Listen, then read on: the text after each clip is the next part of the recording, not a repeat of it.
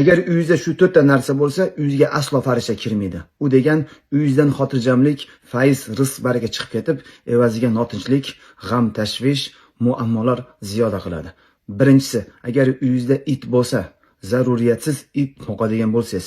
Ikkinchisi, agar uyingizda suratlar, odamlarning va hayvonlarning suratlari bo'lsa, ilinib tursa.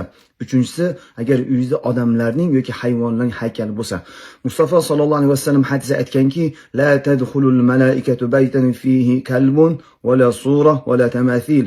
Agar uyda it yoki surat yoki haykallar bo'lsa, u uyga farishta kirmaydi deb xabar berdi. To'rtinchisi, agar uydan Qur'on tovushi chiqmasa, Qur'on tilovat qilinmasa. Hadisda Mustafa alayhisolatu vasallam aytganki, la taj'alu buyutakum maqabir. Uylarni qabrga aylantirmanglar.